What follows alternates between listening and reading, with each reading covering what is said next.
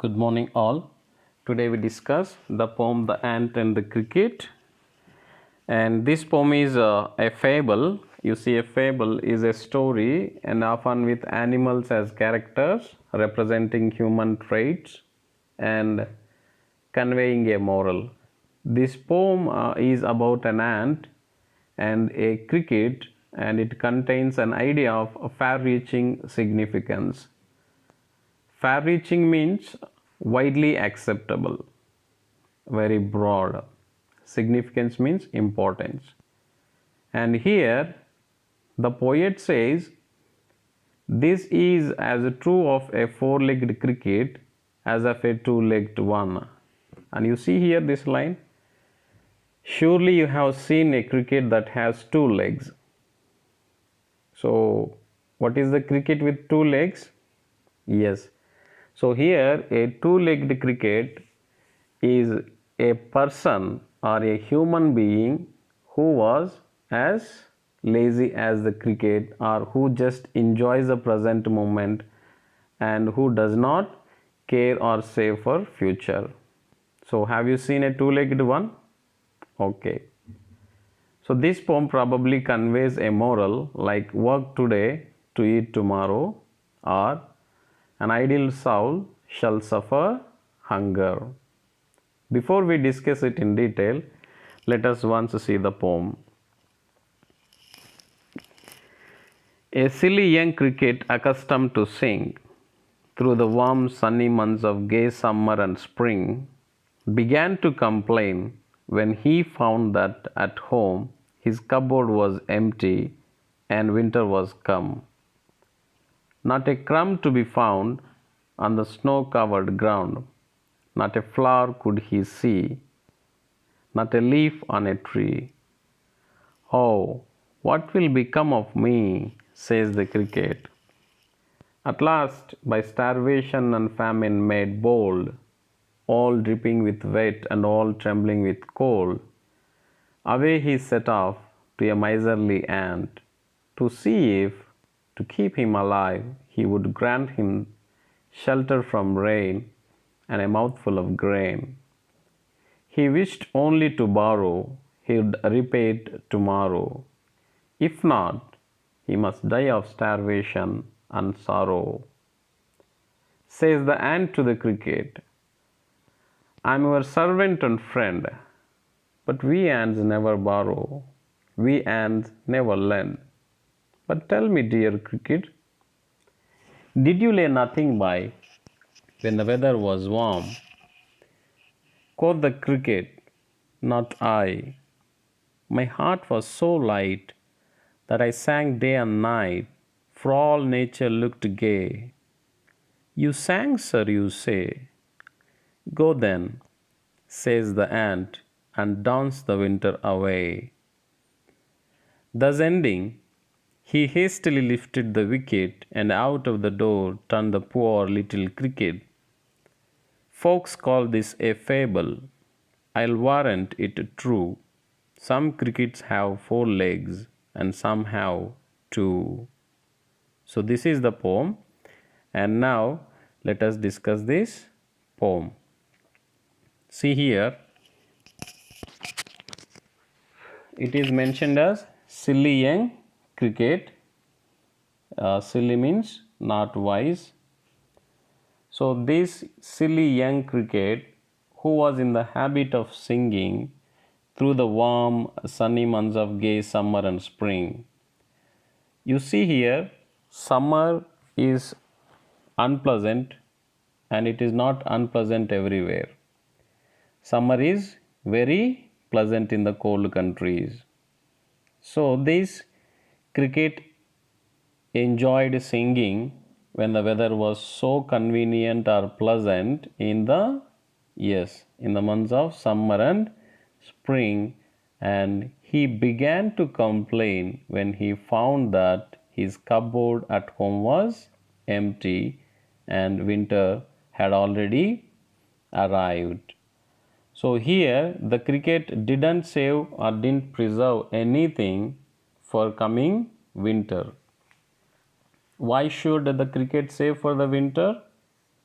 Yes, In winter he couldn't find anything green. Look here. Not a crumb to be found on the snow covered ground. Not a flower could he see. Not a leaf on a tree. So everything turned into brown, and the entire ground was covered with snow. So the cricket could not see a flower or could not see a leaf on a tree, which means the cricket had no food. And now the cricket started worrying about. You see here, oh, what will become of me? So the cricket started worrying about, and he feared he might, yes, he might face lot of trouble because of having no food. Now the cricket remembered the ant who always worked and who always labored. And here a point to note, the cricket now had to kill his self-respect, and he was going to request. So at last, by starvation and famine made bold. Starvation and famine, so almost same. So starvation means suffering of having no food, and famine means scarcity of food. Now because of his difficult situation, he mustered some courage, he gathered some courage to go to the ant and to make a request. All dripping with wet and all trembling with cold. And to make the conditions worse, it was raining and it was chilling cold. So the cricket was shivering with cold, and he was completely soaked with wet. Away he set off to a miserly ant to see if he would grant him shelter from rain and a mouthful of grain to keep him alive. So the cricket wanted to check, to go to the ant to request shelter from rain and of course a piece of meal, so that he would stay alive. And here the cricket wanted only to borrow, and he would repay it tomorrow. If not, he must die of starvation and sorrow. The cricket knew if the ant was not going to lend him, he would die of no food, and of course he would die of sorrow, which means regret. What is the regret? Yes, he failed to save. He couldn't save, or he couldn't preserve something for future, something to be ready to face unprecedented, unexpected adversities in the future. Now when the cricket went and met the ant spoke to him politely like a servant, and of course like a friend. Unfortunately to the cricket, the ant declared that ants never borrow and ants never lend, which means yes, the ant was not going to lend him anything. However, the ant asked cricket what he did when the weather was warm, which means when the weather was appropriate, when it was very pleasant, and when it was convenient to save something. See here. But tell me, dear cricket, did you lay nothing by when the weather was warm?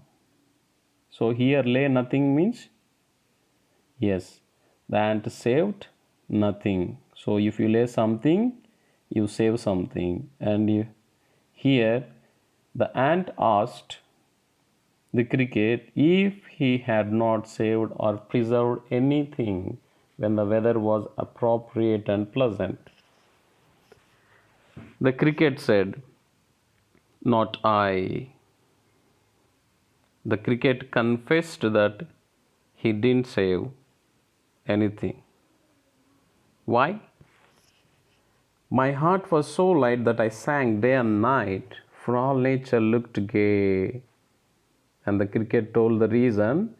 The reason was his heart was very light.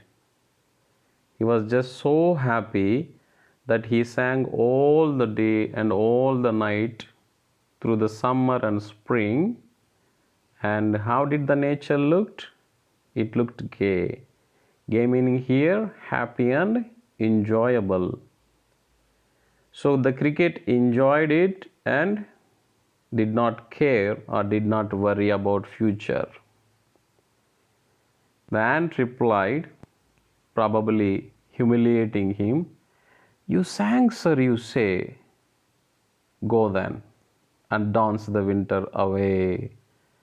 So when the cricket spent the spring and summer without saving anything, the ant advised him to dance the winter, which means to suffer his negligence.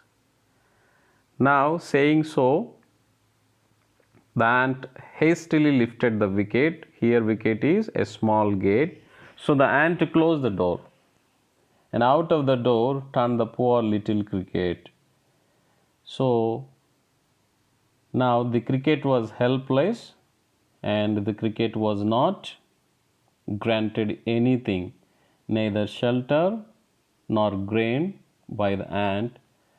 So the cricket had left empty handed and probably learning a lesson for life. What is the lesson for life? Work today to eat tomorrow.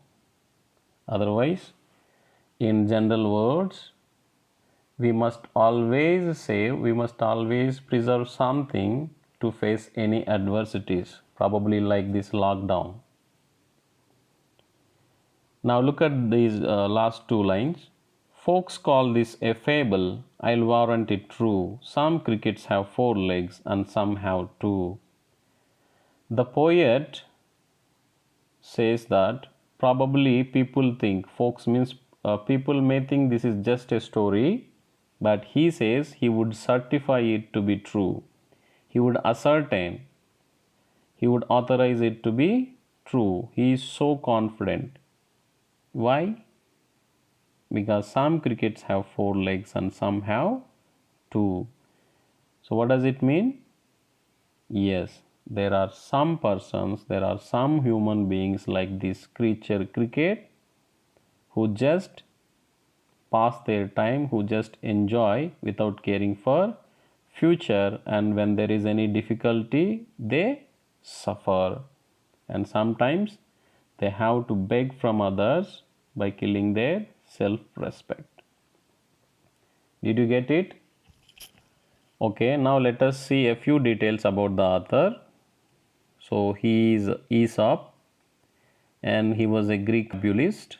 Fabulist means a person who invents or tells stories, and he is credited with a number of fables, now collectively known as Aesop's fables. Of course, his existence remains unclear because no writings by him survive. Numerous tales credited to him were gathered across the centuries and in many languages in a storytelling tradition that continues to this day, and these are called Aesop's fables. And many of the tales by this person characterized by animals and inanimate objects, and these animals they speak, solve problems with human characteristics. Do you remember anything? Yes, like Panchatantra stories. Now let us see the rhyming scheme of this poem. You know what a rhyming scheme is? Yes, the pattern of the rhymes at the end of each line. That means how the last word of a line rhymes with other word. The rhyme scheme is AA, BB, CC, DD. Now see here, I'll take one stanza. See, sing spring. First word, this word, the last word of the first line sing, and the last word of the second line spring. immediately they rhyme together. So if first one is A, second one is A, then home come. Home is not like sing, the first one, so it is B, then BB, then found ground, CC, then C tree, DD. So that is the rhyme scheme of this poem, AA, BB, CC, DD. And what is the figures of speech? Yes, one is personification. Personification means when human traits or human characters are given to animals or inanimated things, we say personification. For example, you see here the sun, you know the sun? The sun is inanimated thing, but we can sometimes say the sun lit the room. That means the light entered. Otherwise, you can say the sun spread his beautiful rays. So, his, we are talking him as a person. So, it is personification. And metaphor is comparison. And here, lazy and careless people are compared with the cricket.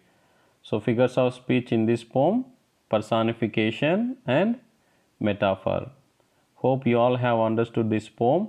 Please take necessary notes. Thank you.